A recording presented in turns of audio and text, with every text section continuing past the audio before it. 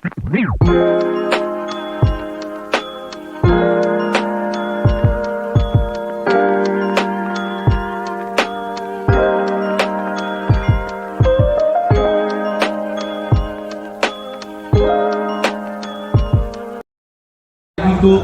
তাদের যে ভাবনা নিয়ে রয়েছে সেটা মানুষের কাছে পৌঁছে দেওয়া, অ্যাওয়ারনেস র্যালিতে আমরা সমস্ত রাইডার্স বন্ধুদের অংশগ্রহণ করার জন্য বিশেষভাবে অনুরোধ জানাচ্ছি। আর আপনাদের দেখাতে অনেক মানুষ থাকেন রাস্তার পাশে দাঁড়িয়ে, যে বিভিন্ন জায়গা থেকে একটা আকর্ষণ।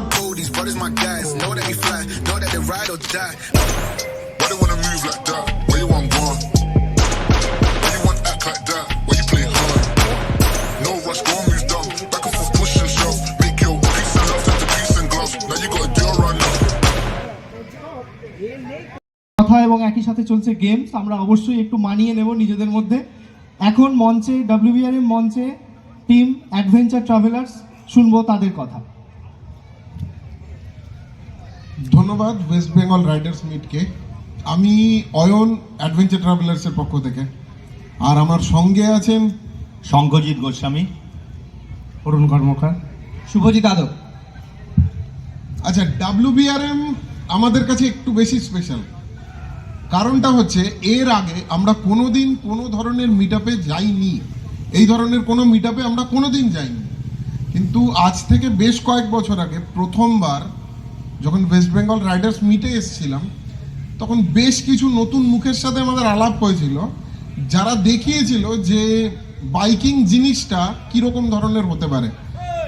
মানে একদম কম সিসির মোটরসাইকেল নিয়ে বা একদম কম খরচের মধ্যেও অসাধ্যকে যে ছোঁয়া যায়, সেটা কিন্তু আমাদের প্রথম দেখিয়েছিল ভিলেজ বাইকার্স আর যাযাবর, এবং সেখান থেকেই আমরা প্রথম জানতে পেরেছিলাম WBRM এর মাধ্যমে।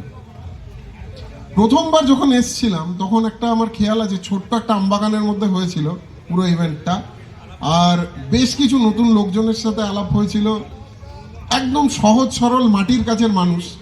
ওদের কাছ থেকে অনেক কিছু শিখেছিলাম সেদিন, যে রাইড কিভাবে করতে হয় বা কি কি সেফটি প্রিকশনস নিতে হয়, অথবা কোথায় কোথায় কাদের কাদের সাথে কন্ট্যাক্ট করলে রাইডের সময় যদি বিপদে পড়ে কেউ, তাহলে সেই জায়গাগুলো থেকে কাটিয়ে ওঠা যায়। এটা কিন্তু আমার মনে হয় না যে অন্য কোনো ধরনের ইভেন্টে আর কেউ কোনো জায়গাতে দিতে পারবে। আর এবারের WBRMটা একদম সেই যখন প্রথমবার এসেছিলাম WBRM-এ, বহু বছর পরে কিন্তু সেই এসেন্সটাকে আবার ফেরত পেলাম। এটার জন্য একদম মন থেকে একটা থ্যাঙ্কস হচ্ছে গোপীদাকে, পুরো ভিলেজ বাইকার্স টিমকে, টিম যাযাবরকে ধন্যবাদ। Thank you team adventure travellers. আমরা যে